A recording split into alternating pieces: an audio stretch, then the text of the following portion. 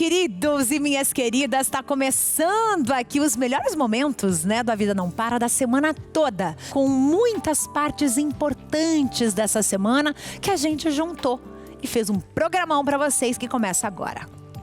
Vamos falar de casa alugada. Se você é desses que tá passando um perrengue com casa alugada, tá com dor de cabeça na hora de entregar um imóvel, a imobiliária ou o proprietário pediu para você pintar o apartamento inteiro, a casa inteira, fazer reparos. Mas afinal de contas, o que você pode exigir enquanto locador? Qual é o direito aí, por exemplo, do inquilino? Não é verdade? Vou conversar aqui com quem entende do assunto, que é o Dr. Marcel Amaral, que é advogado especialista em direito imobiliário. Doutor, bem-vindo. Obrigada por ter aceito o nosso convite. Para a gente começar essa conversa, afinal de contas, quando você vai alugar um imóvel, né? Você normalmente não tem interesse de sair dali tão cedo, né? Você quer ficar ali, você quer usufruir da casa como se fosse sua. Não é verdade? Certo. Eu acho que esse é o sentimento de quem aluga uma casa, né? Porque se fosse para comprar, a pessoa já tinha dado o seu jeito, mas ela quer alugar, né? Certo. Qual é o direito dessa pessoa enquanto inquilino na hora, por exemplo, de devolver esse imóvel? Olha, a pessoa ela tem que tomar muito cuidado quando ela está iniciando aquele contrato de locação para que ela faça uma boa vistoria de entrada. Porque nessa vistoria vão ficar todos os detalhes do imóvel no momento em que ela está alugando. Quando ela for devolver o imóvel, vai ser feita uma outra vistoria, que é a vistoria de saída. Normalmente, esses dois documentos, eles são utilizados para verificar, a cor da parede era esta, então agora eu preciso que volte a cor original. Tem esse detalhe que não constava na vistoria de entrada, então precisa ser feito um reparo. Naturalmente, com bom senso, você consegue verificar o que ele realmente tem que ser reparado e o que, às vezes, o proprietário deve arcar. É muito importante que o inquilino e a imobiliária ou diretamente com o proprietário estabeleçam um bom diálogo e também que ao longo dessa contratação o inquilino guarde as notas dos reparos que ele realizou, das reformas ou eventualmente das mudanças que ele fez, para que no momento da devolução ele possa negociar com o proprietário. Certo. Então, por exemplo, se eu fiz uma instalação hidráulica, digamos assim, né? Um chuveiro, quando eu comprei ou quando eu aluguei o imóvel estava com o chuveiro queimado, mas ninguém ligou para saber, então eu fui lá e coloquei um chuveiro novo. Eu não vou levar esse chuveiro embora, vai ficar lá. Então eu posso usar essa nota do chuveiro que eu coloquei. Para abater de um eventual valor que você tenha que gastar lá na frente. Outro detalhe que é bem importante, em momentos assim, você fez alguns reparos e deixou o imóvel um pouco melhor do que ele estava. Você pintou o imóvel de uma cor, ele era branco, e você pintou do imóvel de verde. E você conversou com o proprietário e ele concordou, ficou melhor do que aquela cor que estava anteriormente. Pode ser feito um acordo onde o proprietário concorde com a manutenção daquela cor que ficou e não tenha que pintar novamente de branco. Certo. A questão do cheque calção, como ele funciona? Por exemplo, a imobiliária pode me pedir um cheque calção com valor bem alto, e o que é feito com esse cheque calção? Ele vai ser usado, por exemplo, para abater dessas reformas no final? Normalmente, a prática é que seja exigido 3 meses de calção. Então, a imobiliária pede lá o valor de 3 mensalidades, 3 aluguéis. Digamos que o aluguel seja R$1.000, R$3.000. R$3.000. Ele vai ficar depositado numa conta poupança e esse valor tem que ser restituído ao final da locação. Esse valor, ele é sim utilizado para eventuais reformas, uma pintura, alguma necessidade que tenha quando o imóvel for entregue. Uma questão muito importante é que não pode ter mais de uma garantia. A imobiliária que está, por exemplo, exigindo um fiador e uma calção, ela está incorrendo numa abusividade, não pode. Apenas uma das garantias locatícias que pode constar no contrato, normalmente o calção, o fiador ou o seguro fiança, que são as mais comuns comuns de serem aplicadas hoje em dia. Certo. O que é o seguro-fiança? O seguro-fiança é um seguro contratado, onde normalmente a imobiliária ela indica uma seguradora, mas também é possibilitado que o próprio inquilino vá atrás de uma seguradora e ele contrata um seguro que vai ser uma garantia em caso de inadimplência, em caso de alguma reforma, em caso de algum reparo que tenha que ser feito no final da locação. Certo. E a questão da imobiliária ou do locatário exigir carteira assinada? Isso é abusivo. Porque assim, hoje, o que a gente percebe? A gente conversa muito com empresas que abrem processos seletivos. E a grande maioria está contratando PJ. Ninguém mais está assinando carteira, por exemplo. Não vou dizer ninguém, mas a grande maioria não está. Então, assim, como é que você pode exigir que a pessoa tenha carteira assinada para alugar um imóvel nesse sentido? Isso pode ser considerado abusivo. Um dos problemas é que as pessoas elas acabam ou aceitando ou não denunciam esse tipo de prática. A imobiliária ou o locador, ele tem o direito de verificar se aquela pessoa possui uma capacidade de pagar aquele aluguel, mas não necessariamente apenas com a carteira. Existem outras formas. Uma pessoa que tem uma empresa individual, que é um autônomo, ele também possui a capacidade de fazer o pagamento daquela mensalidade daquele aluguel. Então, você exigir um determinado documento como este e, caso contrário, a imobiliária se recusar a fazer a alocação, ela pode sim ser considerado abusivo. Certo, isso é bem importante a gente falar, porque senão fica aquela situação, né? O que eu vou fazer agora? Para onde correr? Como que eu devo agir numa situação dessa? E a questão do prazo de entrega. Como fica isso? Por exemplo, a pessoa, a imobiliária pode exigir isso da pessoa ou a pessoa, ela se exime de entregar na data? Um exemplo, a pessoa fez um contrato de 1 ano, né? E ela ficou com 1 ano e 1 mês, por exemplo. A partir desse 1 ano, ela pode ficar 30 dias para depois sair do imóvel ou não? Normalmente, o contrato de locação, quando ele tem um prazo determinado, ele depois de finalizado, se nenhuma das partes encerram o contrato, no sentido de pedir a devolução do imóvel, alguma coisa assim, e o contrato ele é renovado automaticamente por um período indeterminado. Então, há obrigatoriedade da notificação prévia para que haja a rescisão, a desocupação, sim. Certo, então o locatário também tem que ficar de olhos abertos. O locatário tem que ficar de olhos abertos. Entendi. E o que é melhor ainda? Alugar de forma pessoal ou pela imobiliária? O que é mais seguro?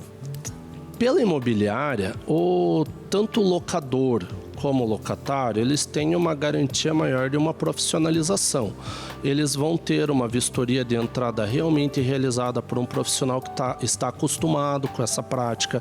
Eles vão ter uma pessoa para conversar sobre as questões próprias da locação. Olha, eu estou aqui, houve um destelhamento, tem uma situação estrutural, precisa notificar o proprietário com urgência para que seja feito esse reparo.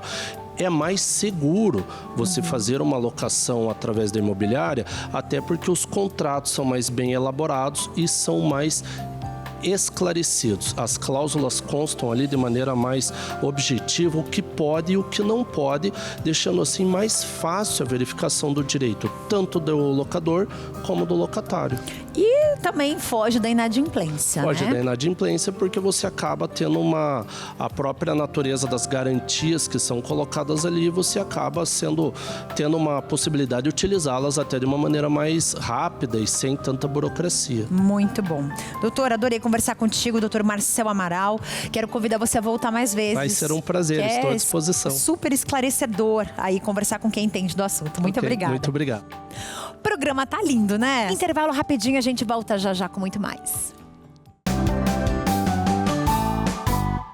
A TV Evangelizar também está no Facebook. Segue a gente lá.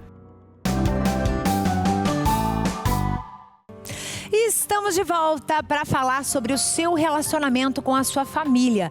E a pergunta é a seguinte: como você se relaciona com seus filhos, com seus netos? Será que é a mesma maneira como você tinha um relacionamento com seus pais, por exemplo, com a sua mãe? Não ou sim? Para responder essas dúvidas, você confere agora uma entrevista especial com a psicóloga Thalita Fabielli Karazinski sobre relacionamento tóxico entre pais e filhos. Olha só.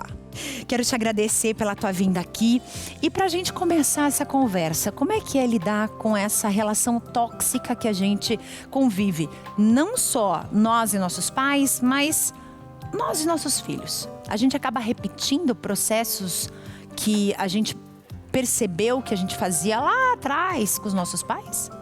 Sim, Carla, né? Então, obrigada pelo convite. Eu acho bem importante mexer, porque esse é um assunto meio tabu, assim, né? Porque vou falar de família, né? Mas eu acho que, como eu falo para meus pacientes, vamos levar os monstros para tomar um chá, né? Vamos conversar. Porque é bem isso. O que eu sou o resultado da minha história. E a minha história tem lá as suas gerações.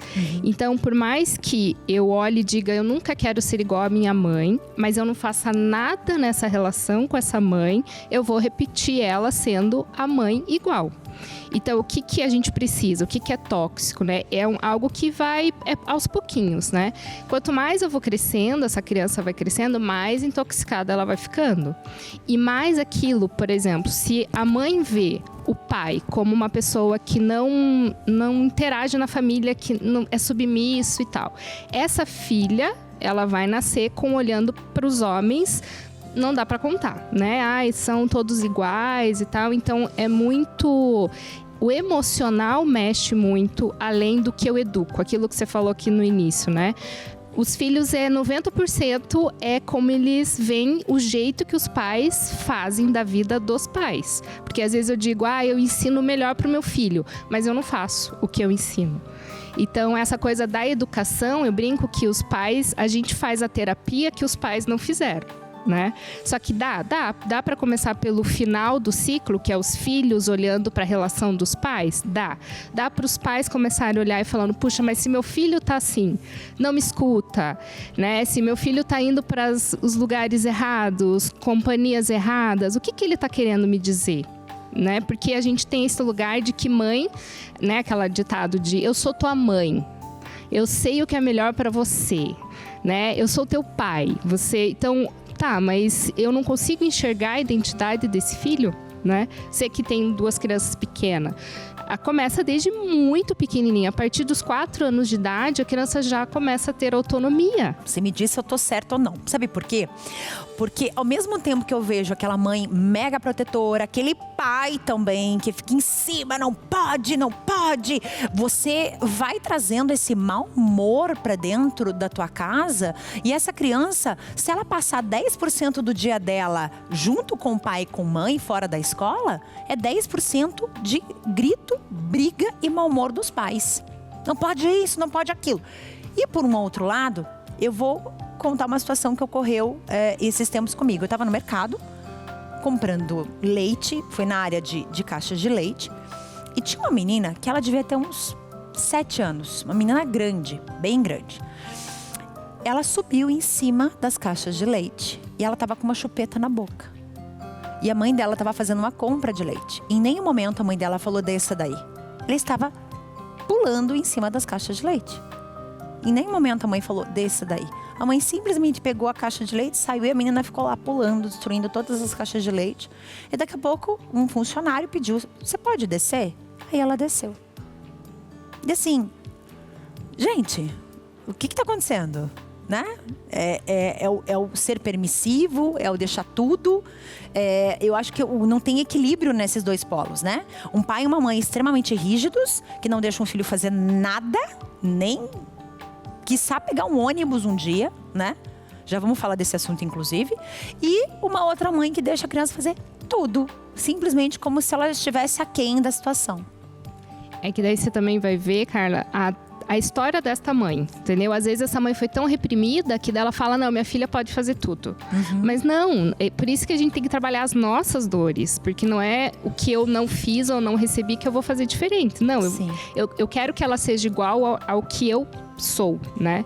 Então tem esse olhar que a gente tem que ver que A mãe, quando vai ter um filho, ela tem um olhar de veneração por aquele filho, né? O filho também olha como a mãe é tudo. E essa relação, se a mulher é carente, se a mulher não entende muito que ela precisa se separar desse filho, ela também vai entrando nesse lugar de que somos todos um só, somos fusionados. E se, por exemplo, o caso que você deu, essa filha, a mãe não foi assim, ela coloca como... a minha filha vai fazer tudo porque somos uma só. Né? Então, a gente tem que olhar muito que os pais, eles são funções estruturais. Eles não são para ser seu melhor amigo, eles não são para ser a pessoa que vai te dizer o que é certo, o que é errado, mas eles são aquelas pessoas, né, que... Bem, acho que você me mostrou um vídeo, né? Se tornar desnecessário, porque eles são aquelas pessoas que eu posso contar. Nossa, realmente você é a pessoa que me dá carinho, atenção, o afeto, me deixa ser independente, me dá a minha autonomia, eu consigo te mostrar quem eu sou e você me aceita. Né? Então, a mãe vem por esse lado de acolhimento e o pai vem por esse lado de direcionamento.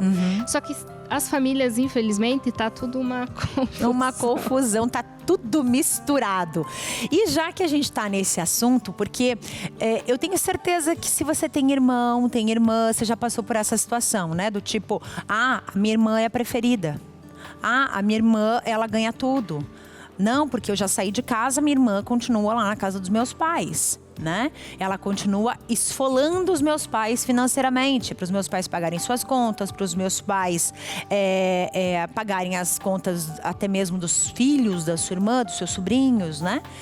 E aí? Que tipo de relação é essa? Onde um filho ganha tudo e outro não ganha nada.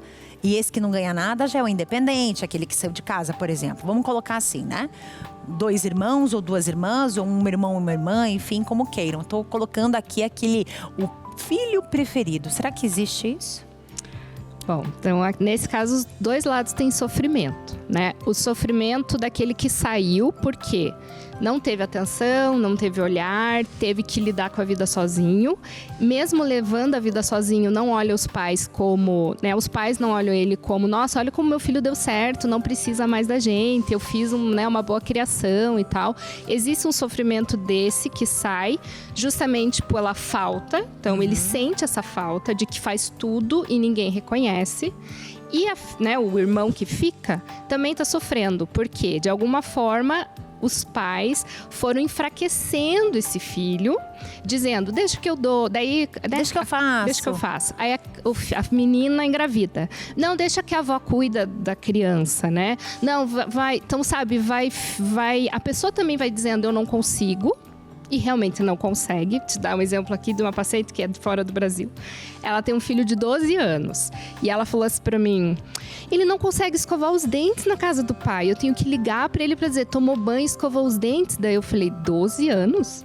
Falei, 12 anos já consegue escovar os dentes e tomar banho. Mas e se ele não escovar? Você vai mostrar pra ele a consequência dele não escovar os dentes. Mas não é tua responsabilidade mais lembrar ele de escovar. E então vai enfraquecendo, vai dizer, ela não consegue cuidar de 2 crianças, ela não consegue. E essa que vai ficando, ele também vai achando que não consegue. Ele também acredita que não consegue. E começa a se vitimizar, começa a achar que ele não consegue, nem tem coragem de pensar diferente da caixa, que os pais fazem tudo por ele, mas tem muita raiva desses pais. Por mais que exista esse filho dourado, que a gente chama, também tem muito atrito. Porque cansa, sufoca, entendeu? Às vezes o filho também quer dizer, eu não quero. Mas olha, eu que tô pagando a faculdade do seu filho, eu que tô pagando o colégio de não sei quem. Mas eu não quero morar aqui, não, mas... né? Então fica nesse lugar de culpa, sabe? Aqui fica o lugar da falta, que é esse filho que foi. E tá sentindo muito, porque sente. E o filho que fica, ele se sente um fracassado. Um fracassado. Exatamente essa a palavra.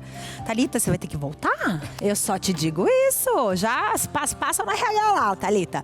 Porque assim, esse é um assunto, essa questão de família é um assunto muito importante pra gente falar por mais tempo, né? Porque a gente precisa realmente colocar isso aqui na mesa. pra gente discutir. Eu quero agradecer a Roseli, que ela mandou uma mensagem lá do Paraguai. Eu mostrei tua mensagem pra Thalita, ela respondeu tua mensagem, tá, Roseli? Muito obrigada pelo carinho e por ter enviado essa mensagem de tão longe, de tão perto e tão longe ao mesmo tempo, né?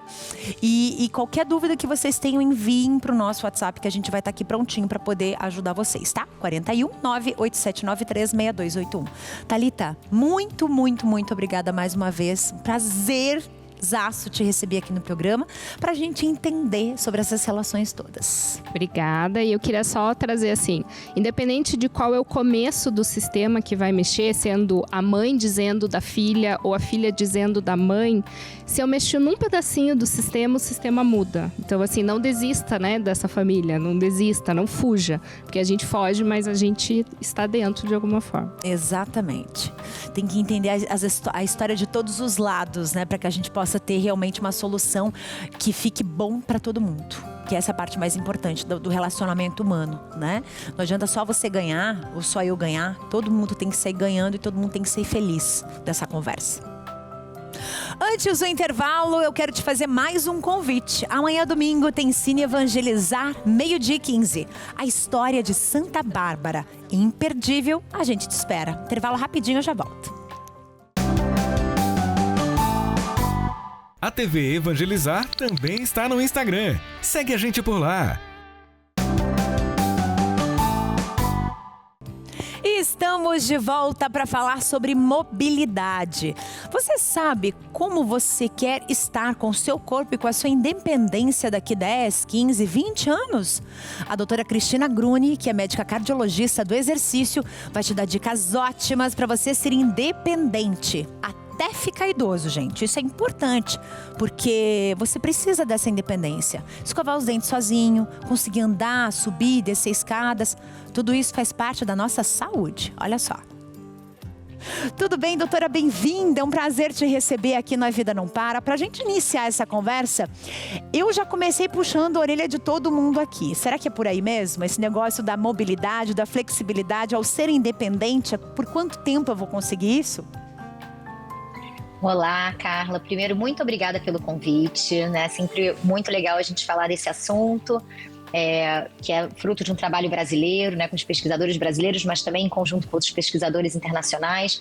Então, acho que você fez uma chamada bastante interessante mesmo. Muitas vezes nós não nos damos conta de que temos que trabalhar a nossa mobilidade, a nossa flexibilidade.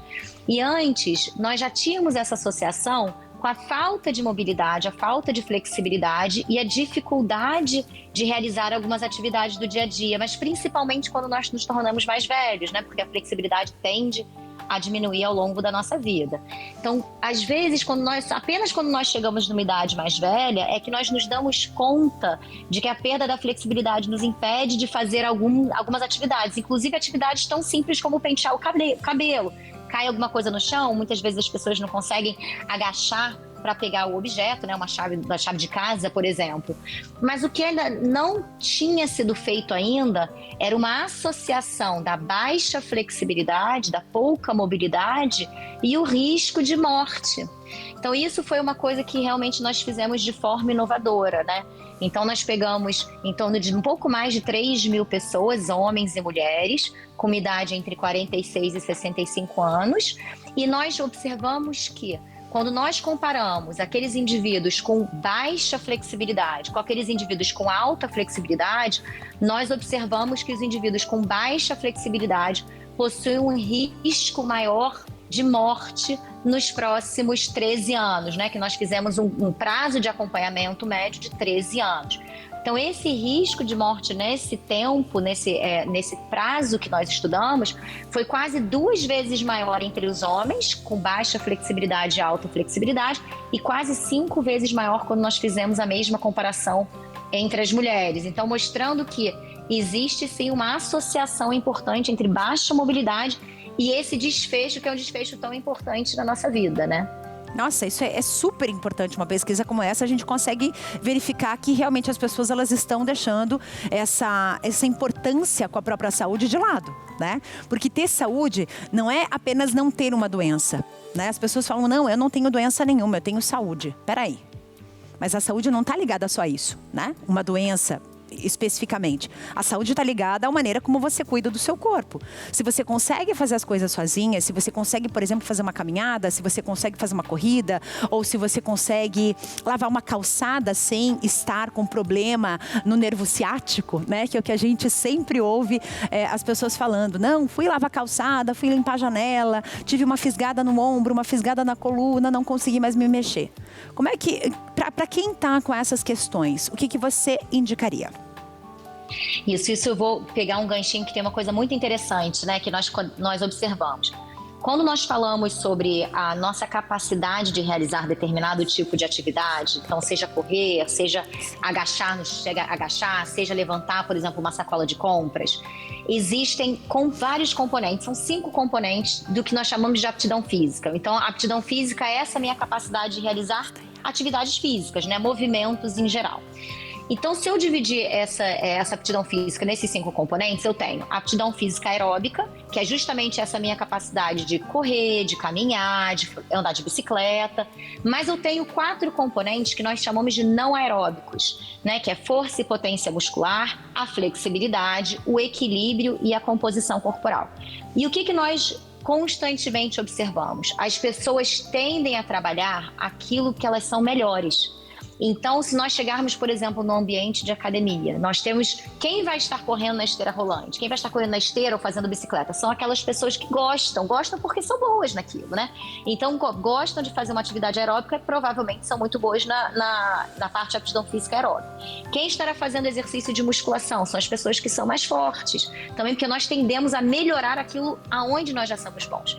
Mas deveria ser um pouco diferente. Nós deveríamos priorizar aquilo que nós não somos bons, né? Que nós temos algum tipo de deficiência. Então, quando nós olhamos, por exemplo, uma aula de alongamento, quem normalmente frequenta essas aulas são as pessoas que são muito flexíveis. E quem deveria estar frequentando essas aulas são aquelas pessoas que não são flexíveis e que precisam melhorar esse tipo de aptidão física. Então, isso é algo que nós precisamos passar para a população. Nós temos que trabalhar aquilo em que nós não somos bons. Eu não posso apenas ter uma aptidão física boa ou 2 e falhar nas outras, senão eu vou ter alguma dificuldade de realizar algum tipo de atividade física. A flexibilidade é um componente da aptidão física que nós começamos a perder desde jovens, desde o início, né? Nós percebemos que as crianças são muito flexíveis e com o avançar da idade nós vamos perdendo várias capacidades de realizar movimentos que as crianças fazem muito facilmente. Então, isso pode não atingir um ponto que me faz me tornar não dependente de alguém, digamos assim, né? Então, tem um ponto a partir do qual eu vou notar isso. Eu vou começar a perder a minha independência, a minha autonomia. O problema é que muitas vezes as pessoas só se dão conta ali e só começam a trabalhar naquele momento. Vale a pena? Com certeza, né? Trabalhar assim que nós conseguirmos. Mas o ideal é que a gente comece a trabalhar isso nos anos anteriores para sempre manter uma flexibilidade adequada e os outros componentes também, mas especificamente a flexibilidade, para que eu não atinja essa linha, né? Que é uma linha que cruza meu ser autônoma ou eu não conseguir me manter independente para realizar as atividades cotidianas. Isso é super importante. Eu queria até dividir com você uma experiência, algo que aconteceu essa semana. Eu estava na academia fazendo um exercício e de repente chega uma senhora pela porta com uma bengalinha. E quando ela passa exatamente na frente da bicicleta, que eu estava fazendo uma bicicleta ali na hora, ela olhou para mim e falou assim: viu só? Quando a gente não cuida do corpo quando é mais jovem, a gente precisa vir quando está na minha situação. E eu falei para ela, mas mesmo na sua idade é importante fazer exercício. Mas que bom que a senhora está aqui, né? Esse é um exemplo para todo mundo que está aqui nessa academia. Quer dizer, ela com a bengalinha dela ali, com toda a dificuldade dela, indo fazer, sabe o quê? Musculação. Ela disse que nunca tinha feito musculação na vida. Ela disse que já tinha andado, feito caminhadas, corridas até quando jovem, mas nunca tinha feito musculação. Isso é muito comum. Então, nós vemos que cada vez mais nós temos dado também importância às aptidões físicas não aeróbicas. Então, força e potência muscular, flexibilidade, o próprio equilíbrio, que também nós começamos a perder com 60 anos, de uma forma assim, bastante rápida. Então, ainda bem que a população tem se conscientizado para trabalhar também esses outros componentes. E é isso, né? Não existe um prazo máximo para a gente começar a ficar ativo. Nós precisamos começar assim que der. Se eu não comecei ainda, assim que eu puder, eu devo começar. Mas não tem um prazo máximo. Eu tenho 90 anos de idade, posso começar agora? Sem dúvidas. nós teremos benefícios, mas o ideal é que, obviamente, ao longo da nossa vida, a gente consiga se manter ativo e trabalhar todos esses componentes. É isso aí. Doutora Cristina, muito obrigada pela tua presença aqui. Foi um prazer conversar contigo. Um abraço grande, uma tarde linda. E tá convidada a voltar a qualquer hora dessa. E se vier pro Sul, faça uma visitinha aqui pra gente, viu? Muito obrigada e fico à disposição. Até mais. O programa de hoje, gente, tá acabando, você acredita? Passou muito rápido, né? Você vai ficar agora com a consagração a São José, com Carol Tormena e Joaquim Pedra. Quero deixar um beijo gigante pra você, um sábado lindo, iluminado, cheio de luz, cheio de amor e um domingo especial. Segunda-feira eu tô aqui de volta. Tchau, Brasil!